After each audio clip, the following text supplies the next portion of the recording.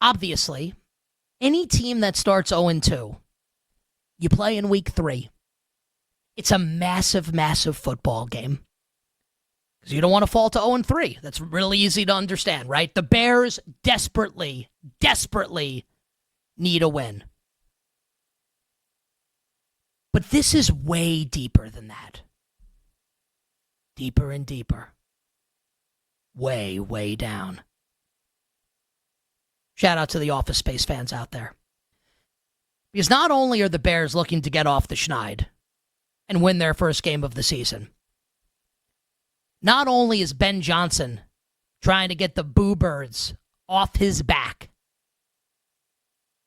but he will be directly going against, as the head of the Chicago Bears offense, scheming it up, creating the game plan, calling the plays,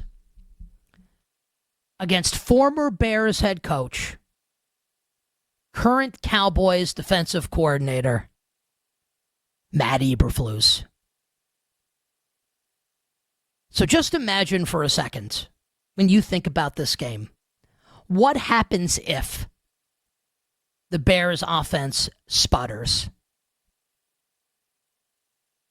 and DeAndre Swift can't run the ball, which we've seen that movie before, and Caleb Williams struggles against the defense that Russell Wilson lit up like the Rockefeller Center Christmas tree? What will everybody be saying on Sunday night and Monday about the wonderkind in Chicago, the offensive guru who couldn't out-scheme and couldn't beat the laughingstock of Chicago, Matt Eberflus, now running the defense in Dallas? The stakes in this one go way deeper for Ben Johnson than just trying to avoid 0-3. This game looms as a potential disaster in the court of public opinion for Ben Johnson. Current side and total in the game. Dallas a 1-point favorite, and this total all the way up to 50.5. This is why you watch and listen to the show all week long, because on Monday, Femi and I tell you when this is 48.5, 49, 49.5, you need to bet this over because the first digit in the total needs to start with the 5. It doesn't mean the bet's going to win, but you'd like to get the best of the number, right? If you're going to make a bet, you'd like to beat the market. Like, we are going to beat the market in this game with our bet on the over. If you bet anything where the first digit's a 4, we are going to beat the market. And one of the reasons why we like the over is because of this Cowboys offense going up against the Bears defense. Chicago's defense is a mash unit. Already this season, things are not looking good for the Chicago Bears defense. I can rattle everything off the top of my head. I've got that kind of brain when it comes to things that I care about, like the NFL. I don't know that I could remember all of these, so I've just brought up the Wednesday Bears injury report. I don't think we have a Thursday Bears injury report yet. This is from yesterday. TJ Edwards, Kyler Gordon, Grady Jarrett, Jalen Jones, all didn't practice. We know Jalen Johnson's going to be out for the season. And Gordon and Edwards didn't practice today. Grady Jarrett's back in a limited fashion. He's clearly not healthy. Did you watch the Lions game on Sunday? And on the other side of the field, here's Dak Prescott and CeeDee Lamb and George Pickens, a rejuvenated Javonte Williams, and I will take a big L, big-time L, on the Javonte slander from this offseason because he looks great 2 years removed from season-ending injury in Denver. He looks awesome. And Clayton Adams, Dallas's offensive coordinator, coming over from Arizona, doing an awesome job. This offense has looked great to start the season. No surprise, we all expected it. Going up against a Bears defense ravaged by injury that just gave up 50-plus points to the Lions. And honestly, even worse, gave up 3 fourth-quarter touchdowns to J.J. McCarthy in week number 1. Dallas's offense is going to score on Sunday. There is no question about it. So the question becomes, can Caleb Williams, Ben Johnson, and the Chicago Bears offense score against a highly vulnerable Dallas Cowboys defense that looks likely to miss Deron Bland?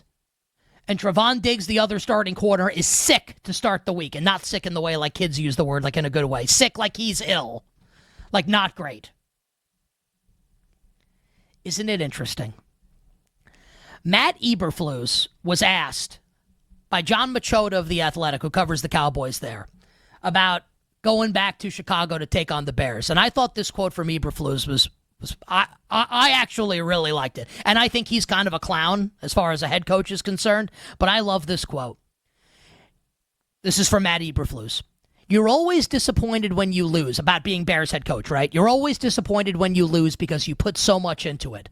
The players put so much into it. You're most disappointed for the players. Once that settles in, then you work to the next day, the sun comes up, and you move forward. You learn, and you grow, and you keep going. That's what true grit is.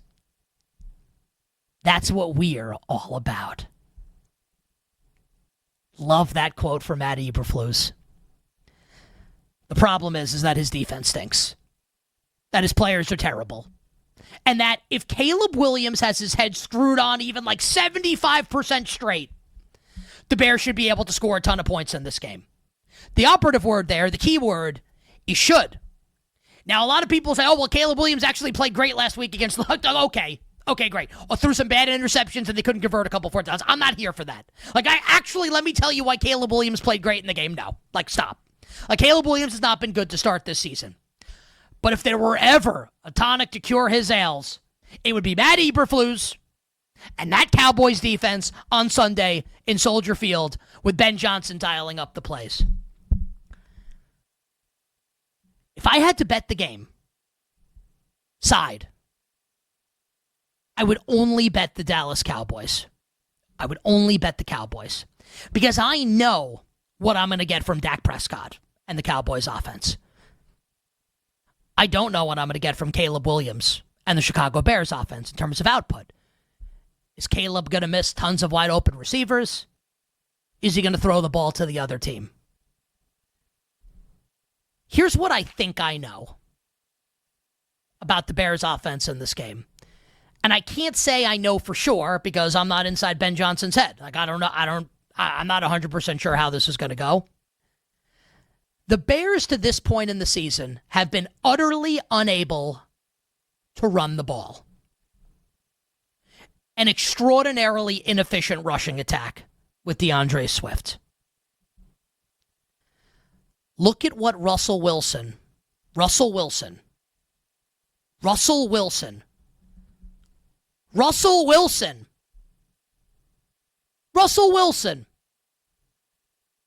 Mr. Unlimited Russell Wilson was able to do last week against the Cowboys.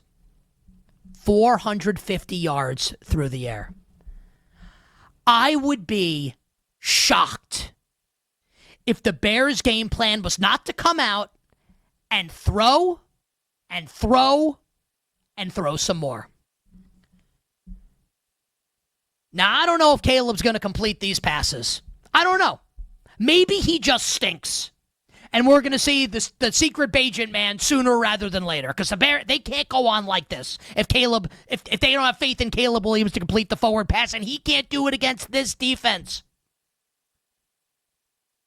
But I think you're going to see the Bears air it out early and often in this game. Caleb Williams' pass attempts number at BetMGM, 33.5. I think he's in the high 30s, maybe even the 40s in this game on Sunday. Because that's how they're going to score, and they're going to have to keep up with Dallas. I feel good about the over. Because I think Dallas is going to score into the 30s in this game, and I think the Bears can score enough on there and do enough on their end to get this over.